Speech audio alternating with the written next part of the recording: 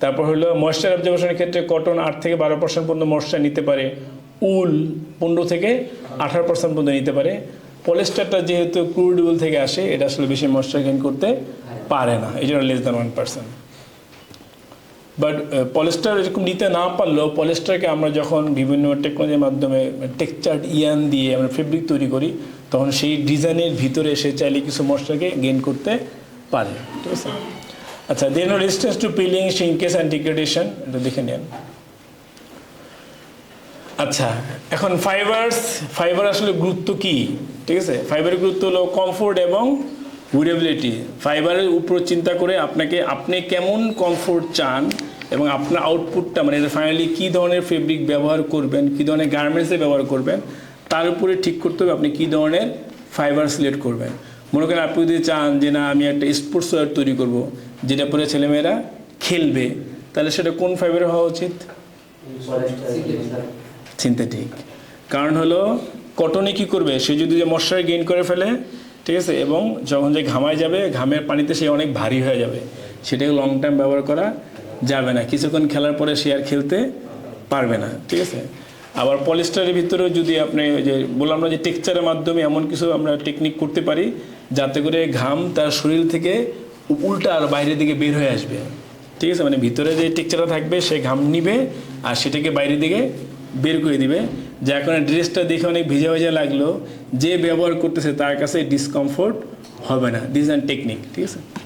So comfort and উইরেবিলিটি চিন্তা করে আমাদের ফাইবারিক করবো, দেন ডিউরেবিলিটি অ্যান্ড পারফরমেন্স, দেন থার্মালাইজেশন। থার্মালাইজেশন হলে সে কতটুকু গরম করতে পারে আপনাকে, ঠিক আছে। এই কারণে শীত প্রধান জায়গাগুলোতে আমরা সবসময় থার্মাল টাইপের ফাইবার ইউজ করি, যেমন মেরিনো উল প্রোভাইডস ওয়ার্মথ উইদাউট বাল্ক, মানে খুব বেশি বাল্ক হওয়া ছাড়াও মেরিনো উল কী করে, এটা গরম ভাব তৈরি করে, making it ideal for thermal knitwear. Thermal নিটওয়্যারের জন্য মেরিনো উলটা উপকারী। সো দেন হলো অ্যাস্থেটিক অ্যাপিয়ারেল অ্যান্ড টেক্সচার। অ্যাস্থেটিকের কি মানে সৌন্দর্য। আমরা সময় অনেক প্রোডাক্ট ফাংশনের দিক চিন্তা না করে সৌন্দর্যের দিক চিন্তা করেও কিনিও, এবং যারা ডিজাইনার তারা সেটা বানায়ও, ঠিক আছে। সেসব ক্ষেত্রে যেমন ফাইবার ইনফ্লুয়েন্স সারফেস অ্যাপিয়ারেন্স, উপরে অ্যাপিয়ারেন্স সুন্দর হয়, শিন হয় এবং টেক্সচারে দেখতে ভালো লাগে, ঠিক আছে। সেই ক্ষেত্রে সিল্ক ব্লেন্ড অ্যাড লাক্সারিয়াস শিন, মানে হলো খুব শাইনি একটা ভাব তৈরি করে নিটেড ড্রেসেস। এবং আমরা চাইলে কোনো একটা ফেব্রিকে, আমরা এরকম একটা ওয়ার্কওয়্যারের পোলো শার্ট তৈরি আমরা করছিলাম অনেক আগে, সেটা হলো যে আমার ড্রেসটা একটু স্ট্রং হইতে হবে, আবার শাইনি ভাব বা সৌন্দর্য হইতে হবে, আবার ইনসাইডে যে পরবে তার কাছে যেন অনেক কমফোর্টেবলও লাগে। তো সেই ক্ষেত্রে আমরা তখন কী করেছিলাম, 50% পলিস্টার অ্যান্ড 50% কটন। বাট সেখানে একটা কাজ করা হয়েছে, নিটিংয়ে আমরা এমনভাবে ডিজাইন সেট করছি যে নিটিংয়ে কটনের ইয়ানটা ইনসাইডে থাকবে, যার কারণে যে পরবে তার কাছে কমফোর্ট লাগবে, আর পলিস্টার ইয়ানটা আউটসাইডে থাকবে, যার কারণে সেটা শাইনি দেখতে সুন্দর লাগবে। সো আপনি বাইরে থেকে যা দেখতেছেন ভিতরে সে তা না, ভিতরের সাইডে খুব সফট কারণ কটন, আর বাইরের সাইডে পলিস্টার এবং শাইনি, এবং যত দরকার প্রেশার টেশার যা আসবে বাইরের সাইড থেকে সে অ্যাবজর্ব করে নেবে। ক্লিয়ার? সেটা কেন বললাম, আমরা বিভিন্ন সময় আমরা আমাদের ফাংশনের কথা চিন্তা ভাবনা করে আমরা কোথায় কোন ধরনের ফাইবার ব্যবহার করব উইল ডিসাইড, ঠিক আছে। আচ্ছা, দেন সাস্টেনেবিলিটি, ইকো ফ্রেন্ডলিনেস, এটা খুবই গুরুত্বপূর্ণ এই ক্ষেত্রে। এখন সাস্টেনেবিলিটি জয়কার। সো অর্গানিক কটন, আমি অবশ্য 2012-13 সালে অর্গানিক কটন কাজ করার সুযোগ হয়েছিল। অর্গানিক হলে একটু বলে দিই আপনাদের, এটা কটন ফিল্ড থেকেই এমনভাবে সুতা তৈরি হবে, এমনভাবে স্পিনিং হবে, এমনভাবে ডাইং হবে, এমনভাবে নিটিং হবে, ঠিক আছে। টোটাল প্রসেসটা অর্গানিক ওয়েতে হবে। অর্গানিক ওয়েতে কি, সেখানে কোনো প্রকার কোনো কেমিক্যাল ব্যবহার করা যাবে না, অ্যান্ড যেখানে একেবারে যতটুকুই লাগে সেটা যেন অবশ্যই কোনো মানে হার্মফুল কোনো কেমিক্যাল ব্যবহার না হয়। স্পেশালি মনে করেন যেই ফিল্ডে এটা চাষ হবে সেই ফিল্ডে ইনসেক্টসকে মারার জন্য কোনো পেস্টিসাইড ব্যবহার করা যাবে না, কারণ এটা এরকম মানে হার্মফুল এরকম একটা কেমিক্যাল যেটার মাধ্যমে পোকা মারা যাচ্ছে। সো পোকাকে মারতে পারে এরকম একটা পেস্টিসাইড ব্যবহার করে, সেটা হার্মফুল না মানুষের জন্য। হ্যাঁ, সো ফিল্ড থেকেই আপনাকে ওইভাবে তৈরি করতে হবে, এবং সেটার কালেক্ট করা, প্রসেস করা, সে নিটিং করা, ডাইং করা, টোটাল প্রত্যেকটা প্রসেসকে অবজারভেশনের মধ্যে রাখা হয়, ঠিক আছে। সেটা আমি কি বলতেছি, অর্গানিক কটন, ঠিক আছে। সো তাহলে এইভাবে এই কটন তৈরি করতে গিয়ে আমরা পোকামাকড় মারলাম না, পরিবেশের ক্ষতি কম করলাম, ওইরকম পেস্টিসাইড ব্যবহার করলাম না যেটা পরিবেশের ক্ষতি করতো, ঠিক আছে, এবং এটা যারা ব্যবহার করবে তখন তারা বুঝে যে না এইটা আমার পরিবেশের ক্ষতি কম করতেছে। সো পরিবেশের ক্ষতি কম করে কীভাবে একটা ফেব্রিক তৈরি করে নিয়ে আসতে পারি। দেন হলো ব্যাম্বো ফাইবার, তারপর রিসাইকেলড ফাইবার। আমরা অনেক ফাইবার যেগুলো একটু বলি আপনাদের নিটেডের ব্যবহার খুব বেশি, সেটা হলো মনে করেন আমরা টি শার্ট ব্যবহার করে কী করি, ফেলে দিই না?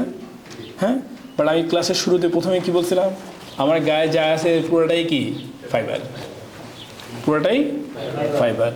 যদি আমরা ফেব্রিকে দেখতেছি আসলে এটি কি ফাইবার। যেমন ধরুন যারা আপনার সায়েন্স স্টুডেন্ট আছেন, পড়ছেন না ছোটোবেলায় যে আমাদের পুরো শরীরটি আসলে কি সেলস, পুরো শরীরের মধ্যে কি শুধু কোষ না, কোষ পড়ছেন না, বিশাল বড় করে দেখা হয়, এটার মধ্যে তো আসলে এত কিছু দেখা যায়। হ্যাঁ, বিজ্ঞান না পড়লে আমি কোনোদিন বিশ্বাসই করতাম না যে শরীরের ক্ষুদ্র ক্ষুদ্র অংশ এরকম কোষ, এটার মধ্যে বা এত কিছু আছে।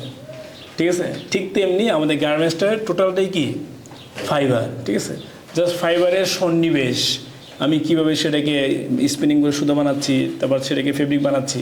সেই মুহূর্তে যেহেতু আমার গায়ের গার্মেন্টসটা পুরোটাই ফাইবার, সো আমি যখন ফেলে দিচ্ছি আমি আসলে ফাইবার ফেলে দিচ্ছি, আমি আসলে ফাইবারটা ফেলে দিচ্ছি।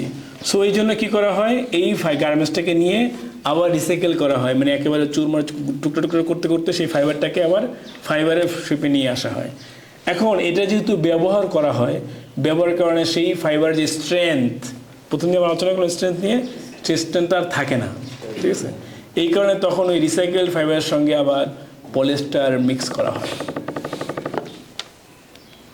কী করা হয়, পলিস্টার মিক্স করা হয়, তখন সেই ফাইবারটা আবার ব্যবহার উপযুক্ত হয়। এই জন্য নিটে আপনারা প্রচুর পাবেন, দেখবেন 50 বা 60% রিসাইকেলড কটন আর 30, 40 বা 50% পলিস্টারের মিক্স। ঠিক আছে, এটা সাস্টেনেবল পার্টে এটা চাহিদা আস্তে আস্তে খুব বেশি বাড়তেছে। এটা স্টিল এখনও অত বেশি অ্যাভেলেবেল না, কেন অত বেশি গার্মেন্টস নিয়ে সেই রিসাইকেল করাও কি কষ্টসাধ্য। Anyway, so in Nitro aligns with customer preference for sustainable fashion.